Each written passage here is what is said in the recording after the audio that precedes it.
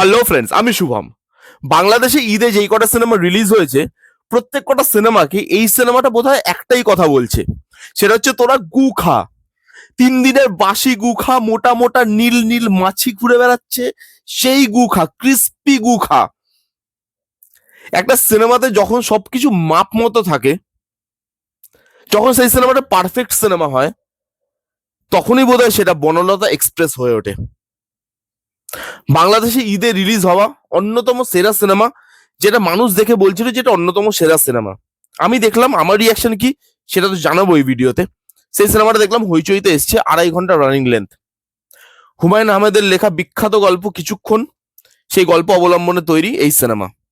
মোশাররফ করিম আছে, চঞ্চল চৌধুরী আছে, আজমেরি হক বাঁধন আছে, এবং আছে আরো অনেকে। কেমন লাগলো এই সিনেমাটা? এই সিনেমাটা দেখার পর না, সত্যি বলছি, বিশ্বাস করুন, এটা ভেতর থেকে বলছি, আজকে বাংলার যা মার্কেট, বাংলাতে বা টলিউডের সিনেমার যে অবস্থা, এই সিনেমা আমাদের এখানে তৈরি হওয়া সম্ভব না। এই সিনেমাটা দেখার পর কতগুলো ইমোশন যে আপনার ভেতরে কাজ করবে, সেটা আপনি বলে বোঝাতে পারবেন না। আসছে আমি এক এক করে। দেখুন, এই সিনেমাটা বনলতা এক্সপ্রেস, এই সিনেমাটা তো একটা জার্নির গল্প, একটা রাতের গল্প। একটা রাত্রেবেলা একটা ট্রেনে অনেক প্যাসেঞ্জার একসঙ্গে উঠছে, যারা একে অন্যের থেকে অনেক আলাদা। কেউ ডাক্তার, কেউ ঠেটা, কেউ বাচ্চা মেয়ে, সে খুব কথা বলে, পাকা পাকা কথা বলে। কেউ অনেক জ্ঞান দেয়, অঙ্কের মাস্টার, কেউ স্টুডেন্ট। এরকম অনেক লোক একসাথে ট্রেনে জার্নি করছে। একটা রাতের পর তাদের জীবন এক জায়গায় মিলছে কি করে, তাদের জীবন বদলাচ্ছে কি করে, এটা নিয়েই তো এই সিনেমার গল্প। এবারে বনলতা এক্সপ্রেস ওই জার্নিটার মধ্যে দিন অডিয়েন্সকে নিয়ে যেতে পারে। ওই ট্রেন জার্নিতে আপনার মনে হবে অ্যাজ অডিয়েন্স আপনি ওই ট্রেনে বসে আছেন, আপনি ওই জার্নিতে তাদের সঙ্গী, তাদের মধ্যেই একজন। সেই ফিলিংটা একটা সিনেমা আপনাকে দিতে পারে, যেটা বাকি সিনেমাগুলো হয়তো দিতে পারে না, তাই তারা অ্যাভারেজ সিনেমা হয়ে থেকে যায়। আর এই সিনেমাগুলো দিতে পারে বলে এই সিনেমাটা বহুদিন মানুষের মনে থেকে যাবে। হুমায়ুন আহমেদ কত বড় রাইটার এবং কত বড় লেজেন্ড রাইটার, সেটা আপনি সিনেমাটা দেখলে বুঝতে পারবেন। তার কোনো লেখাই হয়তো আমার পড়া নয়, কিন্তু আজকের পর থেকে তার লেখা পড়তে ইচ্ছা করছে। একটা সিনেমার মধ্যে এত কিছু সোশ্যাল ইস্যু নিয়ে কথা বলা আছে, কিন্তু একটা রাইটার দেখুন, সেগুলো ওখানে স্পুন ফিট করে দর্শকের গলায় নামিয়ে দিচ্ছে না চামচটাকে, যে আমি এগুলো দিচ্ছি, এগুলো আন্ডারলাইন করা। তিনি বলছে এগুলো সোশ্যাল ইস্যু, এগুলো আমাদের প্রত্যেকের লাইফের প্রবলেম, সেটা নিয়ে এত ভাবার কি আছে? প্রবলেম আসবে, চলে যাবে, আমি হালকাভাবে লিখবো, সেগুলোকে হালকাভাবে ডেলিভার করব। এবং তিনি যা লিখেছেন এই গল্পটা, সিরিয়াসলি বলছি, অসাধারণ। এই কারণে একটা মানুষ লেজেন্ড হয়। একটা সিনেমার মধ্যে, এই যে দেখবেন গ্রামে বিশেষত এটা দেখা যায়, যখন মহিলারা প্রেগনেন্ট হয়, তারা পুরুষ ডাক্তার দেখাতে চায় না, তাদের বাড়ির লোক দেখাতে চায় না, মহিলা ডাক্তার লাগবে। সেটা নিয়ে কথা বলা আছে, আপব্রিঙ্গিং নিয়ে কথা বলা আছে, এখানে প্রেম নিয়ে কথা বলা আছে, ভালোবাসা নিয়ে কথা বলা আছে। একটা মানুষ যাকে আমরা হয়তো সবসময় চোখের সামনে হাসতে দেখি, সেও ভেতরে কতটা দুঃখ নিয়ে বসে আছে, সেটা নিয়ে কথা বলা আছে। এত সোশ্যাল ইস্যু আছে এর মধ্যে, পলিটিক্স নিয়ে কথা বলা আছে, এত সোশ্যাল ইস্যু আছে, কিন্তু কোনোটা আন্ডারলাইন করা নয়, কিন্তু সবকটা আপনি বুঝতে পারবেন, আপনাকে ভেতরে ঢুকিয়ে দেবে জিনিসগুলো। এই সিনেমাতে যেভাবে প্রত্যেক কটা ডায়লগ লেখা হয়েছে, যেভাবে প্রত্যেক কটা ডায়লগকে ল্যান্ড করানো হয়েছে, সেটা অসাধারণ। প্রত্যেক কটা ডায়লগ আপনার মনে থেকে যাবে। রবি ঠাকুরের গান ইউজ করা হয়েছে বিজিএম হিসাবে। বাকি গানগুলো তো এমনি খুব সুন্দর গান, প্রত্যেক কটা ভালো। যে কটা জায়গায় রবি ঠাকুরের গান আছে, সেই জায়গাগুলো আপনি দেখুন কিভাবে স্টেজ করা। তানিম নূর এই সিনেমার ডাইরেক্টর, আমি ফ্যান হয়ে গেছি তার ক্যাপচার দেখে। এক একটা কথা বলছে, তার মধ্যে ইন্টারকাট হচ্ছে, এক একটা সিন তার মধ্যে ইন্টারকাট দেখাচ্ছে। সেটা ভালো ডাইরেক্টর ছাড়া সম্ভব না, এরকম ধরনের ডাইরেকশন।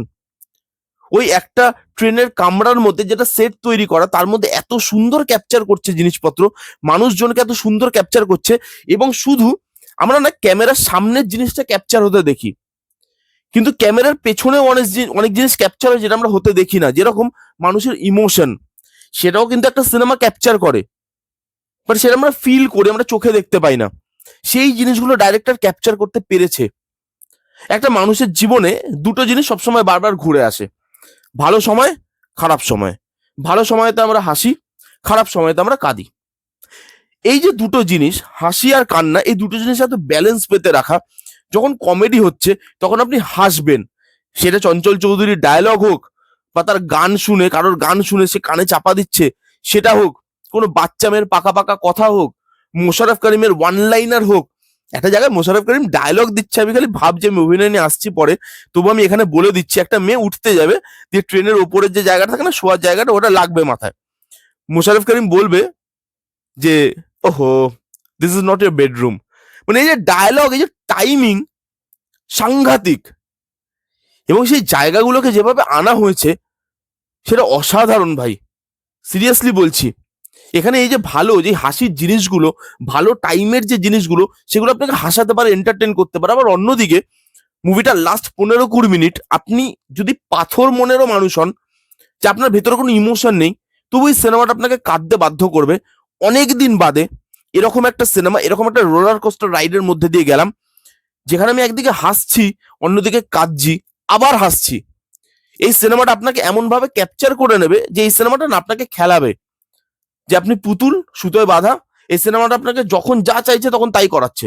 হাসতে বলছে হাসছেন, কাঁদতে বলছে কাঁদছেন। লুক অ্যান্ড ফিল খুব সুন্দর, অসাধারণ লুক অ্যান্ড ফিল।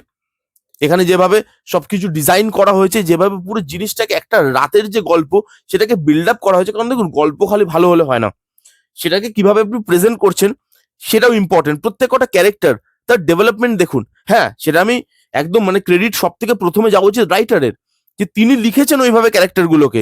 যেরকম বাকি ক্যারেক্টার গুলো, সেগুলো তো ইম্পর্টেন্ট ক্যারেক্টার। একটা চোরের ক্যারেক্টার আছে, আপনি ভাবতে পারেন একটা রাইটার সে লিখছে, এবং চোরের ক্যারেক্টারটাও তার কাছে সমান ইম্পর্টেন্ট বাকি প্যাসেঞ্জার গুলোর মতো। একটা মন্ত্রীর ক্যারেক্টার তার কাছে যতটা ইম্পর্টেন্ট, একটা চোরের ক্যারেক্টারও তার কাছে ততটা ইম্পর্টেন্ট, একটা প্রেগনেন্ট মহিলার ক্যারেক্টার তার কাছে ইম্পর্টেন্ট, একটা বাচ্চা মেয়ের ক্যারেক্টার ইম্পর্টেন্ট। এই যে ক্যারেক্টারগুলো এবং সেগুলোর ইম্পর্টেন্স দেওয়া, প্রত্যেকটা ক্যারেক্টার যাতে আপনার মনে থেকে যায়, এবং এই সিনেমার প্রত্যেকটা ক্যারেক্টার মনে থেকে যাবে। এই সিনেমার যেটা সব থেকে ভালো দিক, সেটা নিয়ে এখন কথা বলবো সবার লাস্টে, সেটা হচ্ছে পারফরমেন্স। ভাই যতজন আছে, আমি কারোর নাম আলাদা করে বলবো না, হ্যাঁ, যতজন আছে প্রত্যেকের পারফরমেন্স এত সাটেল, এত রিয়েলিস্টিক, যে সেই পারফরমেন্সটা আপনাকে হাসাতে পারে, সেই পারফরমেন্সটা আপনাকে কাঁদাতে পারে, আপনাকে ভাবাতে পারে। এই সিনেমাতে যারা পারফর্ম করেছে, জাস্ট আউটস্ট্যান্ডিং। একটা তো আমি বললামই, ওই যে ওয়ান লাইনার, প্রত্যেকে প্রত্যেকে যে যেটুকু জায়গা পেয়েছে, ছোট থেকে ছোট রোল, কোনো ডায়লগও হয়তো পায়নি সে, কিন্তু সে তার ইম্প্যাক্টটা ছাড়তে পারে। বহুদিন বাদে একটা অসাধারণ সিনেমা দেখলাম, যেটা আমার অনেক দিন মনে থেকে যাবে। এবং আমি দেখেছি যে যখনই আমি শাকিব খানের সিনেমা রিভিউ করি, আমি জানি আমি একটু হার্শ ওয়েতে রিভিউ করি শাকিব খানের সিনেমা, বা যেই সিনেমাগুলো আমার খারাপ লাগে, শুধু শাকিব খান বললে ভুল হবে, যেই সিনেমাগুলো বা যে কন্টেন্ট গুলো আমার খারাপ লাগে, আমি একটু হার্শ ওয়েতে সেগুলো রিয়াক্ট করি। তো সেই জিনিসটা অনেকের খারাপ লাগে, আই নো। এবং অনেকে আমাকে এইটা বলে দাগিয়ে দেয় যে বাংলাদেশের সিনেমা তুমি কোনোদিনও ভালো বলো না, বাংলাদেশের সিনেমা তোমার কোনোদিনও ভালো লাগে না, তুমি নেগেটিভ রিভিউই দাও। তাদেরকে বলতে চাই, যদি উৎসবের মতো সিনেমা হয়, যদি বনলতা এক্সপ্রেসের মতো সিনেমা হয়, তাহলে সেই সিনেমাগুলোর ভালো রিভিউ দিতে কোনো আপত্তি নেই। আমি জায়গা দেখে রিভিউ দিই না, আমি কাজটার ভালো খারাপটা বিচার করে তবে রিভিউ দিই, এবং সেটাই সারা জীবন দেব। অসাধারণ একটা সিনেমা, যেটা না দেখলে আপনারা প্রত্যেকে মিস করবেন, প্রত্যেকে।